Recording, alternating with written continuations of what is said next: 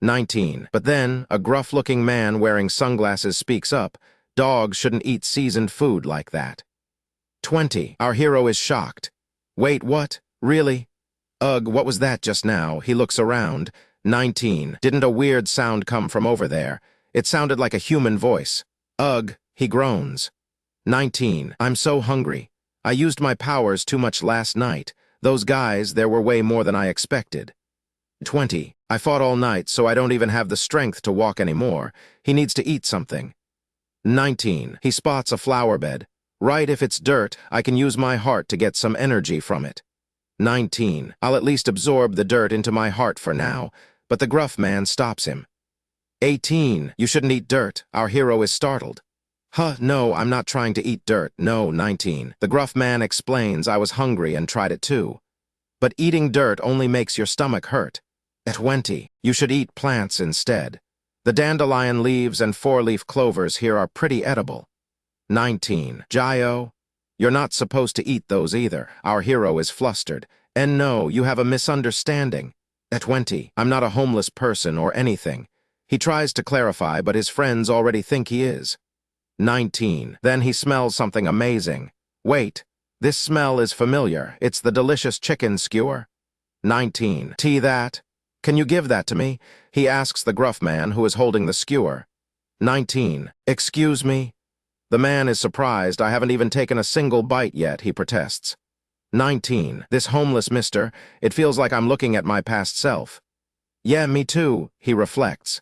19. Just like Haijai did for me, I have to give to someone else.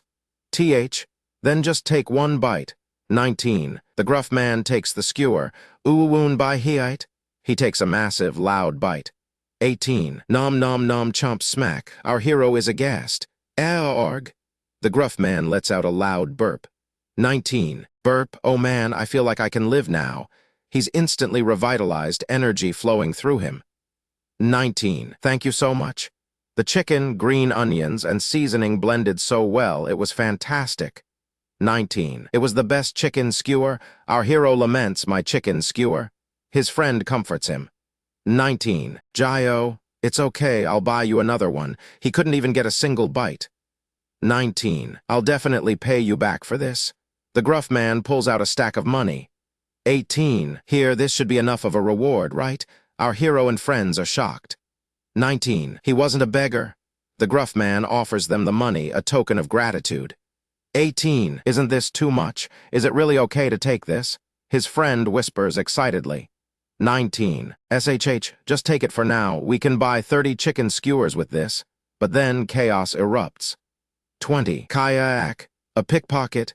No, my textbook money. The thief snatches the bag and runs off. 20. Please catch those guys. Our hero's friend yells. Pickpockets? I'll report them to the police right away. 20. Where did everyone go? Our hero's friend realizes they are alone. Aren't you going to bring back my bag? 20. The pickpockets speed away on motorcycles. Let's go together, Jayo. His friend shouts at him. 19. We've got 3 guys on us. The pickpockets laugh, stupid punks lol. Hey, you morons. 19. Do you think you can catch up to a motorcycle? They taunt them, speeding off into the distance. 19. Tigu, I'll chase them alone. Our hero says. His friend stops him. 19. It's hard for Jayo to use his powers if there are people watching. His friend fakes a fall. 20. I'm falling. Please catch me. Our hero catches him, clearing the area of onlookers. 19. Our hero reassures his friend, but don't worry. Jayo will definitely get the bag back. 19. Good, since there are no eyes watching. He activates his powers, a dark aura surrounds him. 19. He lunges forward, a blur of motion. The pickpockets are shocked. He's gaining on them fast. 19. F***K, what the? How did this bastard catch up? They are stunned by his incredible speed. 20. Faster, shake him off. They yell at the driver, desperate to escape. 19. Our hero leaps onto the motorcycle, his power evident. What the hell is that, punk? 19. What kind of physical strength is that? Did you lose him? The distance isn't widening at all. 20. This punk isn't a normal human. Isn't he a variant? A variant? They panic, seeing his abilities. At 20, they see a scaffold ahead. There, they decide to use it. Knock that down. 19. Variant or whatever. Eat this and get lost. They ram him into the scaffolding with immense force. 20. Our hero is hit, crashing through the structure. The pickpockets believe they've succeeded. 18. Got him. They cheer, confident he's been dealt with. See a tilde, they shout, speeding away. 19. Ugh, my head. Our hero is disoriented but quickly recovers. I need to catch up again. 19. What is this? He sees the other pickpocket unconscious in the wreckage. Is that person okay? 19. A crowd has already gathered around the scene, concerned for the injured person. 18. Meanwhile, the escaping pickpockets think, no one is chasing us anymore, right? No one tilde. 19. Anyway, the profit this time is pretty sweet. They gloat, unaware of what awaits them. 19. Wait, ahead, look ahead, you bastard. The gruff man from earlier stands in their path. 20. That guy from earlier? They are shocked to see him. He unleashes a powerful kick. 19. Arg. The pickpockets are thrown from their motorcycle by his immense power, crashing hard. 19. Why are you running so desperately? The gruff man asks. He can sense them through the ground. 19. As long as you're touching the ground, I can sense it all anyway. Is this bastard a variant too? 20. F***K? They realize their predicament. That money isn't for you guys. Hand it over, he demands. 19. You think being a heart variant means your belly is wrapped in iron plates? He scoffs at their threat. 20. This is our hideout, you punk. More motorcycles and gang members emerge. Perfect, we'll sell you off too. 20. Oh, really? The gruff man replies calmly. For that, you're way too short on numbers. 19. Our hero glares, his voice raw with anger. You found my friend? He demands, tension filling the air immediately. His companion remains calm, a serene smile on her face. Don't get all worked up, she softly advises him. She gently continues. It's not confirmed yet, so calm down. Our hero tries to suppress his rising anger. He forces a laugh, regaining composure. Right, of course, haha. He attempts to appear normal and collected. She then compliments his uniform. The uniform suits you, she states simply, observing him intently. He looks at her, then his thoughts drift. She asks about his school life, and he says it's fun. Yet, being at school stirs old memories. It makes him think of his friends, reminding him of their past. He then asks her directly, what did you mean by we might know your friend? He's clearly curious now. She explains he's someone they currently investigate about our hero's age. The revelation piques his interest. She slides a file across the desk. So check if this is really your friend, she instructs him calmly. Our hero grabs the file, eyes scanning the photo intently. A shockwave hits him. Oh, this face. His eyes widen in disbelief. He instantly recognizes the person. Is he really your friend, Gilo? He asks. That's the homeless guy from earlier, he exclaims, remembering the encounter vividly. He ate my whole chicken skewer. His companion asks, almost playfully, if his friend was eating dirt before that. Our hero confirms, bewildered. Dirt? What on earth? She wonders aloud. His name is Kang Dong-yuke, she asks him. Our hero shakes his head. No, I don't recognize him, he insists, thinking back carefully. His eyesight was bad in the lab before. If he saw him in person, he'd surely know. Yet both the name and the face are totally new to him. He tries to recall, struggling hard. A sudden flash of memory hits. He gasps, an image forming. He yells, completely shocked. Wait a second, he shouts, eyes wide with understanding. A forgotten detail surfaces powerfully, changing everything. He remembers the person's incredible ability. This ability that turns his body into stone. He screams. The full name bursts from him, raw and powerful. It's Kang-do Hyung. He yells, conviction in his voice. He quickly corrects his initial mistake. Not Kang Dong-yuke, it's Kang-do Hyung. He clarifies loudly. With that ability, it has to be Do Hyung. He says, completely convinced now. There's simply no doubt. His companion asks if he's sure this guy really uses a stone-type ability. She wants strong confirmation. Our hero confirms forcefully. That's right, Heart of Stone, he declares, his gaze intense and unwavering. Then, with fierce urgency, he demands to know, where is he right now? He needs answers quickly. His companion explains. Kang-do-hyung is helping the lab, just like another character she names. Because of that, his friend became a CEO of a construction firm. He made hundreds of billions. She notes it's mostly circumstantial, but she is convinced. The pieces fit together ominously now, so he ended up on their investigation list too. His friend is deeply connected to their enemy, Do-hyung as well, just like the other character. Our hero muses, the gravity sinking in slowly. His companion then turns to him, her expression serious. "There's a mission I'd like your help with." She offers a clear objective. "What do you think? Will you do it?" Challenging him directly, our hero grins widely, ready for anything.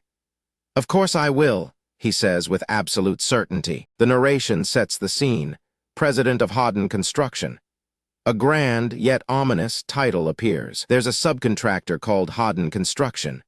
They handle various public works, a large operation, and the president of that company, the target, is Kang-do-hyung. The connection is made, she explains. You'll be hiding your identity and going to the construction site where Kang-do-hyung works. There you'll meet him, she adds. The plan is direct, but the stakes are incredibly high, and you'll investigate what kind of business he's doing with the lab. She specifies, outlining his primary task. But there's one thing he must keep in mind, a crucial warning. Her expression darkens slightly. Your friends are no longer the same friends you remember. She states solemnly, a chilling truth. Kang-do-hyung is much more deeply involved with the lab. He's a greater threat than anticipated, so you have to be even more suspicious and careful around him. She warns, emphasizing the grave danger. If you can persuade Kang-do-hyung, she continues, outlining the ambitious goal, and even go so far as to use him, we might be able to drag the lab, she explains, revealing the ultimate objective of the mission. Out into the open, she finishes, the implication clear. To expose the hidden masterminds, the ones hiding in the back and using your friends. This fuels our hero's anger once more. Erg, he groans, a mix of frustration and rage bubbling up. Why am I? He internally acknowledges the mission's dual purpose, to find and help his friend. But it's hard. Our hero is on the site, grunting with effort. I didn't think it'd be this much hard labor. His companion, Tigu, asks if it's tough on him, showing concern for his well-being. I really appreciate it, but you don't have to go this far to help. Tigu tells him sincerely. Our hero dismisses his concern with a wave. What are you talking about? This is nothing, he replies. He tells Tigu not to worry about him, but to worry about himself. He's determined. Besides, you said you're infiltrating your friend's company, right? Tigu asks, remembering the mission. This is a full-on spy mission. Tigu exclaims, excitement in his voice. He's fully committed. Our hero just smiles confidently. Just leave it to me, he says, accepting the challenge eagerly. Tigu thanks him, truly grateful for his friend's unwavering support and dedication to the cause. Tigu then asks, Jilo, so when are you going to see your friend? He wants to know. Our hero hesitates. Do-hyung, I don't actually know where he is yet. He admits. Tigu is flabbergasted. What? You don't even know where he is? He yells in disbelief. Don't tell me your plan was to wander around this site all day until you randomly find him. Our hero ponders his question. Is that bad? He asks, genuinely unsure if his plan is flawed. Tigu explains, it's a huge site and his friend is the president. He won't be seen easily. You might not even see him once down here at the bottom. Tigu warns, the reality setting in. First, let's at least go ask those old guys. Tigu suggests, forming a new, bolder strategy. Our hero asks if they'll tell them. Tigu confidently replies, I'm Joe Tigu, remember? He has a plan. Tigu approaches workers, explaining how to charm them. Guys like that fall over if you flatter them, but a foreman cuts him off, shouting, Who the hell are these two little punks stinking up the place? We give some brats a job and all they do is screw around. The foreman grumbles, annoyed by their presence. You little shits are already trying to slack off, huh? He yells, clearly unimpressed by them. Can't you see the adults are busy, you brats? The foreman barks, escalating his frustration. He complains about kids these days, always whining about hard work and making noise for nothing. Then he turns to our hero, calling him a little pretty boy gigolo. He's clearly trying to insult him. Who told you to run around carrying stuff like that? The foreman barks at Tigu, his anger boiling. If you trip and hurt the workers, you gonna take responsibility, huh? He threatens them, stern and demanding. He orders them to move everything within an hour or go home. Tigu is shocked by the demand. Our guy meets a figure from his past, a man in dark glasses. The stranger smiles knowingly, a shared history in his gaze. Right? The man asks, his tone hinting at a deeper connection. We've met before, haven't we? Our guy confirms, his expression unreadable. Of course, boss, he replies, acknowledging the unexpected reunion. A fleeting image of two young boys, clad in stark hospital gowns, flashes across the scene. Their past entwined. I know you so well, the man asserts, a dark promise in his voice. We've met before, he repeats chillingly. Another haunting memory surfaces, the two young figures still. One boy's smile holds an unsettling, hidden depth. The screen declares, it's been over 10 years. A decade since their last encounter, but the memories linger. The man recalls, you're the kid who gave me chicken skewers, right? A surprising detail from their shared past. He initially calls it a coincidence, then swiftly corrects himself. It's not a coincidence, he firmly clarifies. I came looking for you, he explains, his intent clear. Because I knew you worked here, he reveals his purpose. Our guy looks up, surprised. Huh, he murmurs, his eyebrows raised. You came looking for me, he questions. The man makes a bold declaration. Boss, starting now, I'm joining your company, he announces with confidence. Our guy, intrigued, presses him further. How are you in the lab? He asks, sensing a hidden connection. The man's gaze sharpens, a determined glint in his eyes. I'm going to uncover it all, he vows ominously. He dismisses the circumstances, be it help or blackmail. It doesn't matter, he states, unwavering in his resolve. Another glimpse of the boys in hospital, one staring blankly. The weight of their shared history feels immense. Just like the old days, he promises, a strange twist of words. We'll be friends again, he concludes, unsettlingly. His expression hardens, and that connection, he pronounces slowly.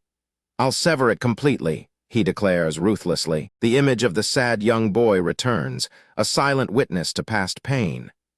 The implications are heavy, unresolved. Our guy in the present, wearing shades, addresses the man. So the reason you came looking for me, he begins, is because you want to join our company. He finishes, a hint of skepticism in his tone. The question hangs. Surrounded by the CEO and his team, the man confidently affirms. Yes, that's right, he states, unflinching. Our guy acknowledges his offer but hesitates. I appreciate the thought, but I think that's going to be a bit difficult. With a dismissive gesture, our guy sends him away. Go home, he orders, asserting his authority in the room. The man scoffs, recalling past values. Yeah, boss, I thought you'd do that because you're a person of principle, but eventually you won't have a choice but to let me in. He insists, a knowing smirk playing on his lips. He explains his leverage. You're going to need me, you know, he states confidently. The veiled threat is clear. I know too much about you, he adds, his words a heavy weight. The CEO's past is now exposed to him. Our guy leans back, questioning his claim. I need you, me, he asks, clearly unconvinced by the man's words. Let me show you, the man responds, his challenge undeniable.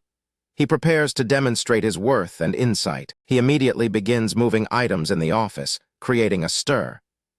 The other workers watch, confused and annoyed by his actions. The CEO's enforcer barks, What the? Why would we need you, punk? His irritation evident in his voice. Stop wasting time and get lost. The enforcer demands, trying to regain control. But the man ignores him completely. The man continues his strange rearrangement, ignoring all protests. His focus is absolute, his movements precise and deliberate. The enforcer explodes in anger. What are you doing all of a sudden? He shouts. You can't just touch things. Why are you doing whatever you want? Another worker yells. The man, undeterred, keeps moving the office around. Hey, you crazy bastard. The enforcer roars. Why are you moving that too? He points, utterly bewildered. In mere moments, the entire office is transformed. Everything has shifted. The man calmly declares, all done. He then explains his work. This is the most efficient flow of movement, he states, surveying his handiwork. The office, once familiar, is now completely different. Items are scattered, but in a deliberate, organized chaos. What kind of nonsense? The CEO's associates exclaim. Drag that punk out. They demand, furious at the disruption, but our guy raises a hand, halting them. He looks at the man, intrigued. Tell me why this is efficient, he requests. The man points to a cup. You're right-handed, so the coffee cup goes on the right, he explains logically. He continues. Documents are organized by the date they were received. Every detail has a clear, practical purpose. The pen holder is best placed where it doesn't obstruct movement, but is still within arm's reach. He elaborates further. Our guy listens intently as the man explains each precise placement. He's clearly making a compelling case here. And moving that cabinet? Our guy probes, wondering about the larger, heavier objects. The man's reasoning unfolds. It was covering the window. The man reveals, unveiling a crucial detail.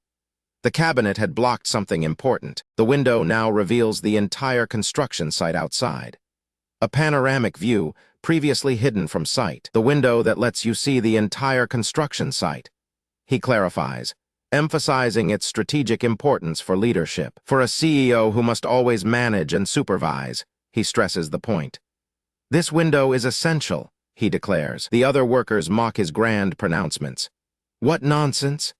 They scoff, clearly unimpressed by his explanations. You think we didn't do it because we didn't know.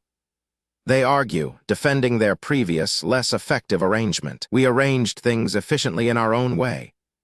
A worker insists, holding on to their old, inefficient methods stubbornly. The man delivers a cutting retort. If you had, the accident wouldn't have happened today, he states gravely. The workers gasp. Their faces register shock and denial. The weight of his accusation hangs heavy. The man defines true efficiency. Understanding workflow, immediate hazard response. It's about safety, not just speed. That is the only way to ensure accidents like the one earlier never happen again. He concludes with conviction. Our guy turns to the foreman, his expression grim. Accident? There was an accident. He questions, bewildered. The foreman stammers. WL? Unable to give a coherent answer. The silence is damning and revealing here. Our guy's eyes narrow in disbelief. These guys didn't even realize an accident happened. He seethes, utterly furious. He demands answers, his voice cutting through the tension. Speak, foreman, he orders, his authority absolute now. Did you know an accident happened? Or not? Our guy presses the foreman, his gaze unwavering and demanding. The foreman nervously replies, I haven't received a report yet, so. His excuse sounds flimsy now. Our guy explodes in fury. You need a report to know that? He roars, the inefficiency of it all infuriating him. The scattered materials, the missing workers. He lists, pointing out obvious signs. You should know just by seeing. He points to the delayed work. No wonder accidents happen. You can't even properly grasp the situation on site. He yells. Our guy then turns to one of the workers, his anger burning hot. And you, he exclaims, confronting him directly. The worker looks stunned by the sudden confrontation. Our guy's face is a mask of intense frustration and rage. He bursts into a loud, mocking laugh. Be-wa-ha-ha-ha-ha, he shouts, a mixture of exasperation and dark amusement in his tone. You thoroughly exposed something even I had managed to overlook.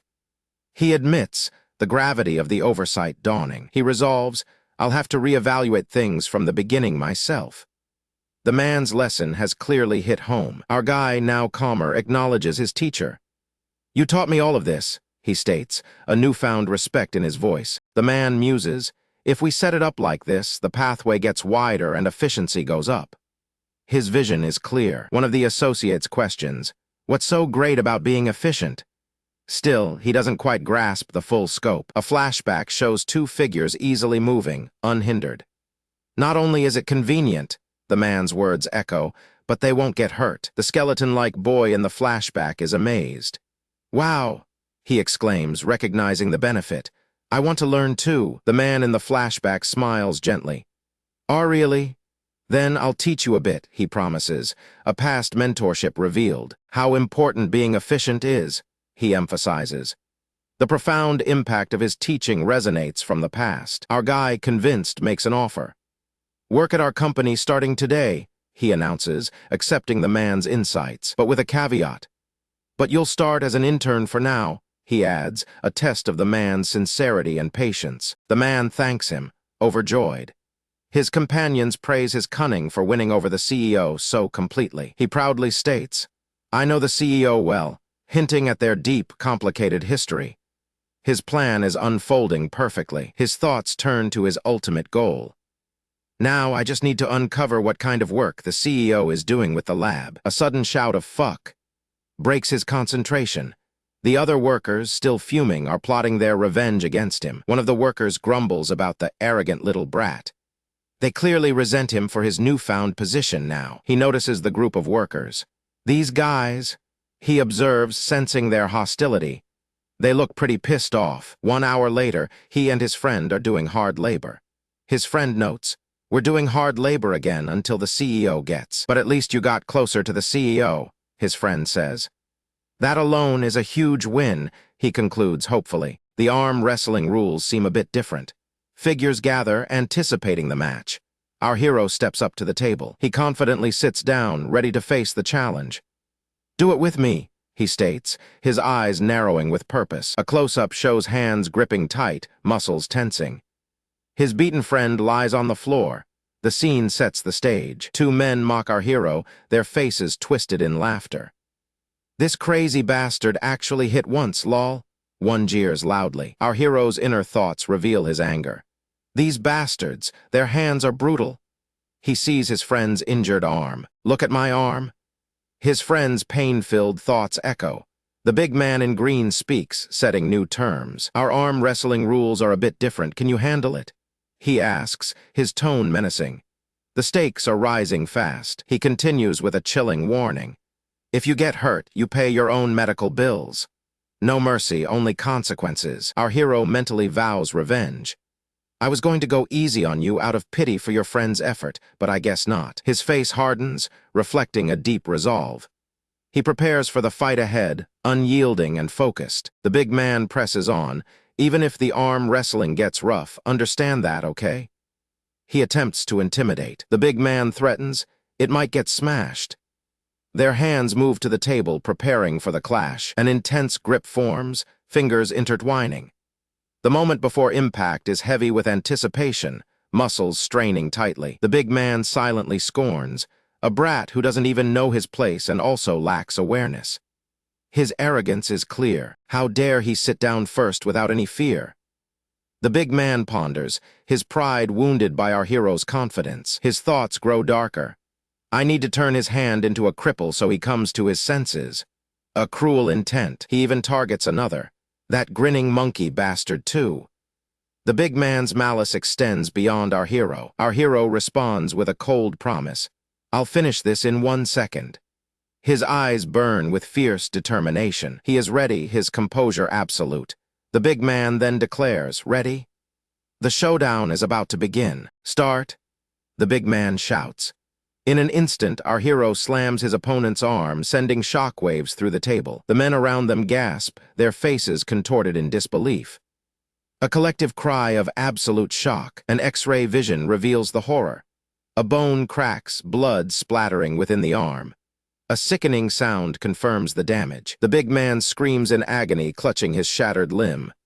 My arm, my arm." His pain is palpable. His face distorts in pure terror and agony.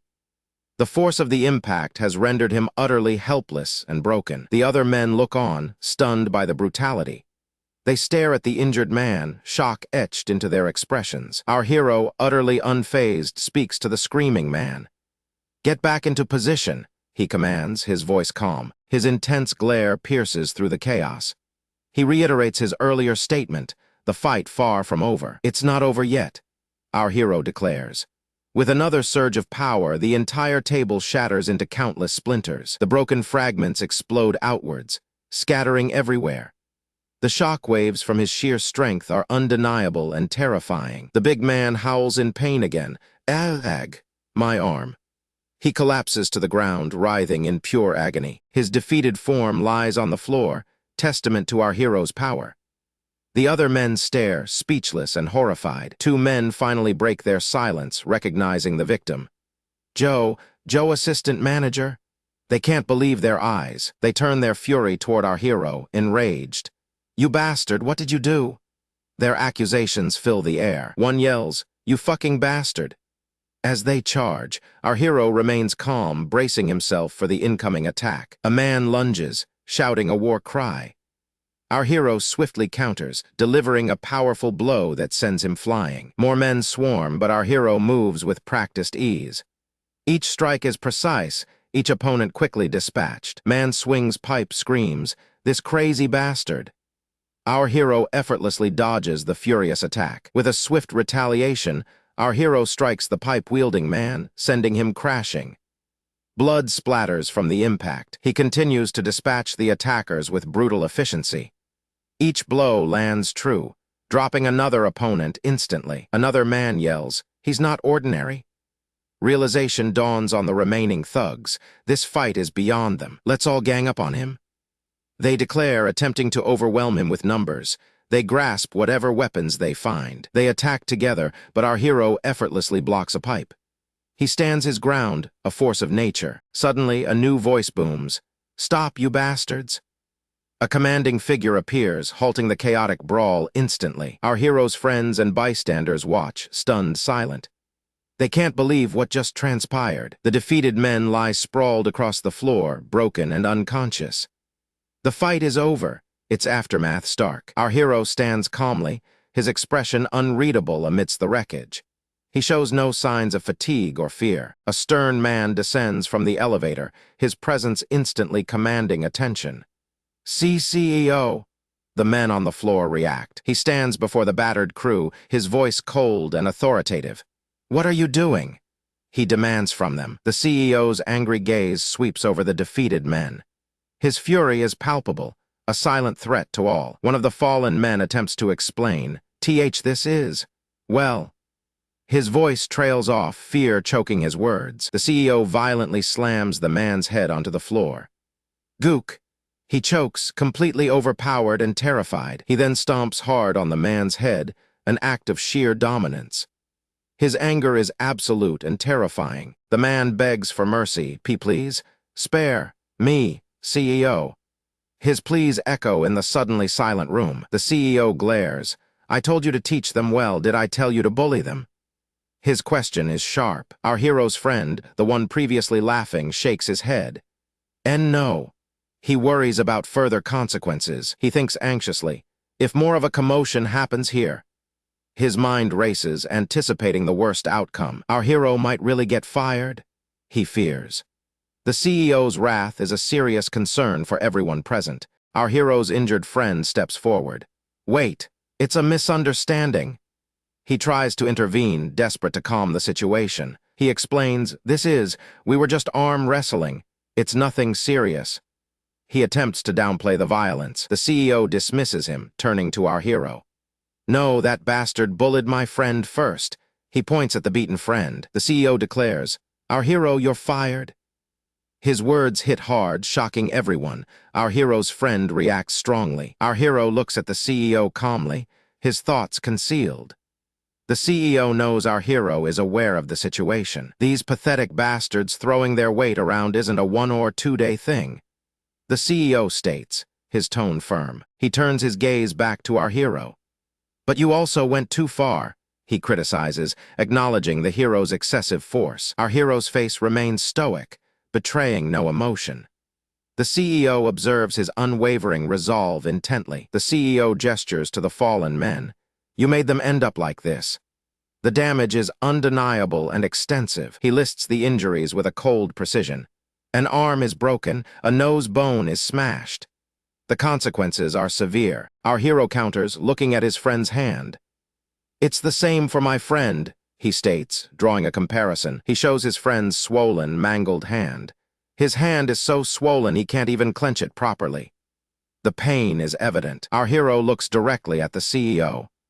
"They should be repaid equally," he asserts, demanding justice for his friend. His resolve hardens, a determined glint in his eyes. "So they can never mess with us again," he declares fiercely. The CEO glares. "Look at you talking back until the end." He is clearly annoyed by our hero's defiance. His face contorts into a menacing expression. "I let you off easy," he warns, a threat in his tone. "You want to get hit?" The CEO challenges, his patience wearing thin. Our hero holds his ground, unafraid. Our hero's reply is firm. "It's not that I want to get hit." He clarifies his stance, refusing to back down. "I'm speaking because nothing changes if we stay quiet," he explains. His words resonate with a deeper conviction. The CEO pauses, his expression momentarily softening as he looks at our hero. He sees something familiar in him. He declares, his tone chillingly resolute, "I'll finish it myself." The CEO's true intentions remain shrouded in darkness. He declares, his tone chillingly resolute, "I'll finish it myself." The CEO's true intentions remain shrouded in darkness. The air crackles with unspoken tension as he steps forward. The challenge is clear in his eyes. His opponents watch, their faces a mask of doubt, unsure what this new development means. One of them sneers, a dismissive gesture, believing our hero stands no chance against their might. But our guy doesn't flinch. His posture remains perfectly steady, unwavering, ready for battle. He finally makes his move, a blur of motion, vanishing from their sight completely. They gasp. That's when the first enemy attacks, a powerful strike aimed precisely at our hero's last position. The ground shatters where the blow lands, dust exploding outwards in a destructive, violent burst. Everyone expects him to reappear, perhaps injured, but there's nothing. Just the lingering smoke. Then a faint whisper of wind behind the aggressor makes him freeze. A cold, sudden realization dawns. Our hero is already there. A calm, focused look on his face, poised to deliver a counterattack. The enemy spins, panic etched deep onto his features, but it's already far too late for him. Our guy delivers a clean, precise strike, a devastating blow that sends his foe flying backwards. The impact sends him crashing through several stone pillars, leaving a trail of pure wreckage. The remaining enemies stare, their confidence evaporating, replaced by a growing sense of fear. They exchange uneasy glances, understanding the true power of the individual standing before them now. One of them shouts, rallying the others, urging them to attack together, a unified, desperate front. They surge forward, a wave of bodies and weapons, hoping to overwhelm him through sheer numbers. But our hero simply stands his ground, a small, knowing smirk playing upon his determined lips. He raises his hand, and a shimmering aura begins to surround him, radiating immense, raw energy. The approaching enemies hesitate, feeling the oppressive weight of his power pressing down on them. Their charge falters, their steps slowing, as the sheer force makes them question their own resolve. He unleashes a shockwave, a silent explosion of force that sweeps through their entire formation. Bodies fly backwards, weapons clatter to the ground, and their desperate assault crumbles instantly. Our guy moves through the chaos, dispatching foes with effortless grace, each movement a deadly dance. He ducks under a wild swing, pivots, and then delivers a swift, disabling kick to a warrior. Another tries to flank him, but our hero anticipates the move, turning to meet the incoming threat. A quick punch, a block, then another precise strike, and the opponent collapses in defeat. The leader of the group, a hulking figure, watches with mounting fury, his face turning crimson. He roars in frustration, unable to believe how easily his elite forces are being systematically dismantled. That's when the leader charges, a terrifying, enraged beast, wielding a massive, ancient hammer. The ground trembles with his every step, the sheer momentum threatening to crush everything in his path. Our guy stops, observing the incoming behemoth, a flicker of serious intent now in his eyes. This opponent is different, stronger, and demands a greater level of his focused, raw attention. The leader swings the hammer down, a colossal blow meant to flatten our hero into the very earth. Our guy doesn't dodge this time.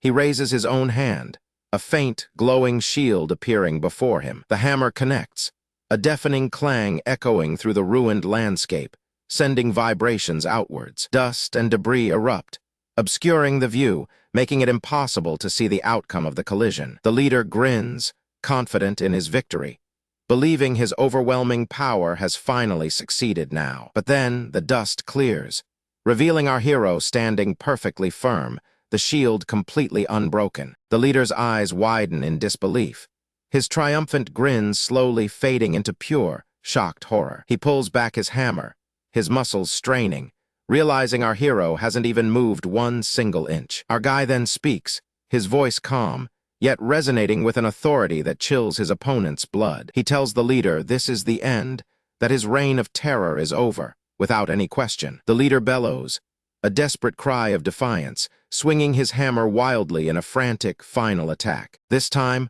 our hero disappears entirely, leaving the leader to strike only the empty, desolate air. He reappears above the leader, an illuminated sword now manifesting within his strong, firm grip. The sword hums with power, a brilliant, blinding light emanating from its perfectly sharp, glowing blade. The leader looks up, fear twisting his features as he sees the descending, inevitable strike from above. He screams, a guttural sound of pure terror, raising his hammer in a futile attempt to defend. But the sword is too fast, too precise, cutting through the hammer's handle with absolute ease. The hammer splits in two, then the blade slices downward, impacting the leader with devastating force. A flash of light engulfs the area, followed by a powerful explosion that shakes the very foundations. When the light subsides, the leader is gone, leaving only a deep, smoking crater in the ground. The remaining enemies are stunned, frozen in place, their minds unable to process what they just witnessed. Their formidable leader,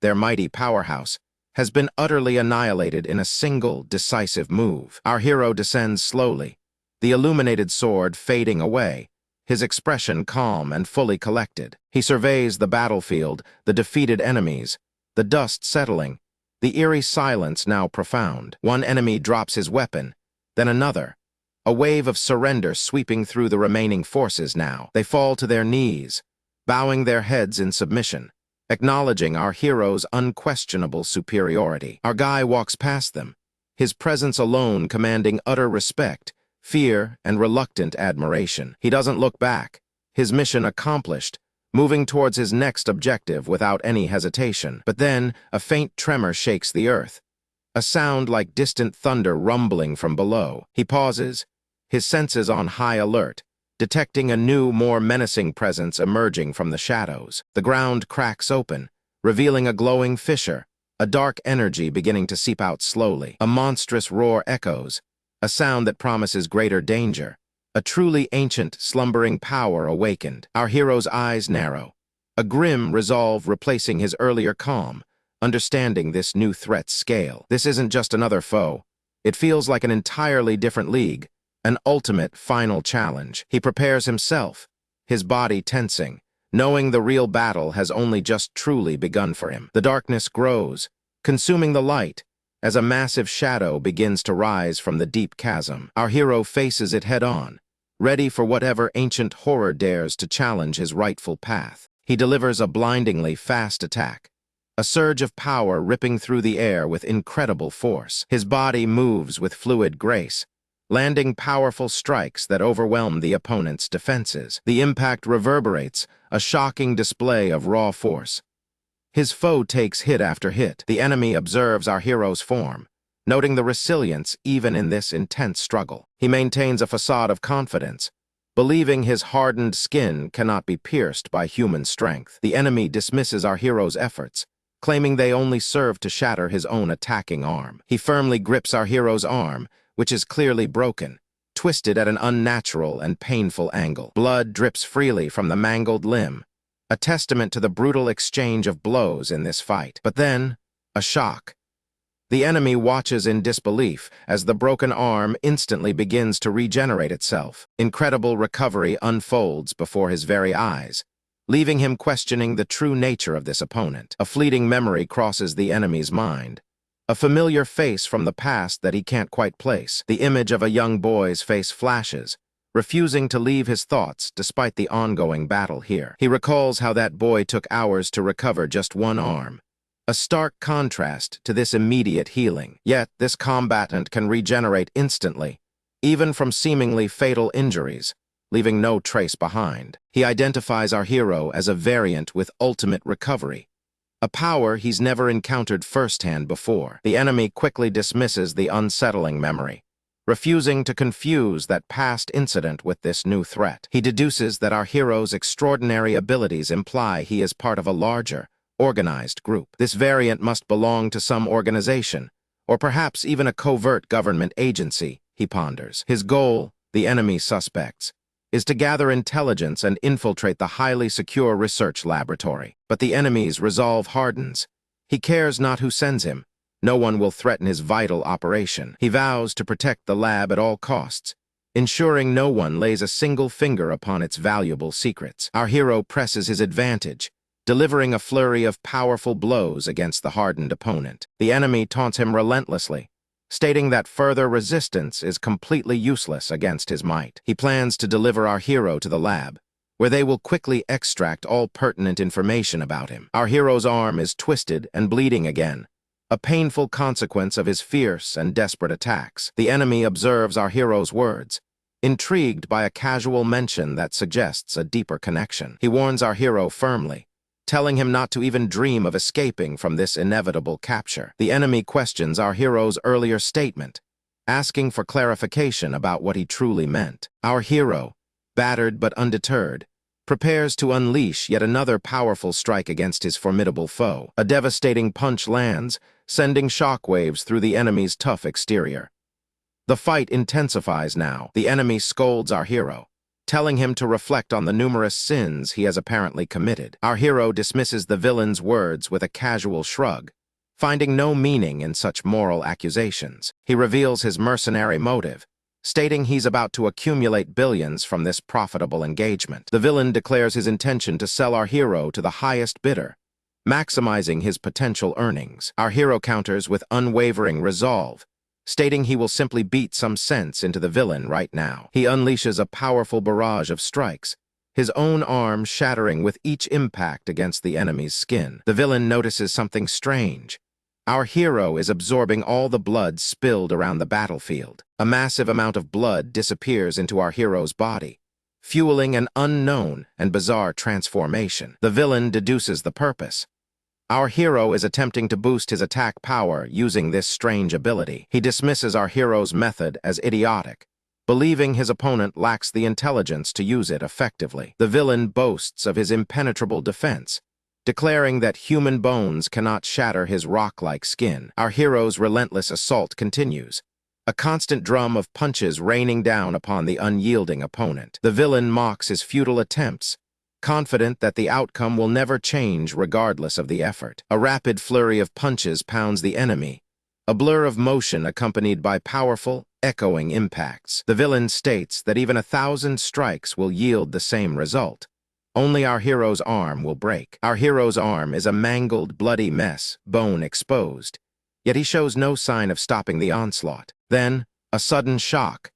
The villain feels his defenses faltering as our hero's hits actually break through. His hardened skin, once impenetrable, now shows signs of damage from the relentless, brutal assault. Our hero ignores his own pain, pushing past the limits of his body to deliver more devastating blows now. He declares his fierce determination, vowing to strike 1,000 times, regardless of the personal cost. The villain finally groans in agonizing pain, as the sustained assault takes its heavy toll upon him. His rock-like skin, once a solid defense, now begins to visibly crack under the immense, continuous pressure. The villain understands our hero's cunning plan.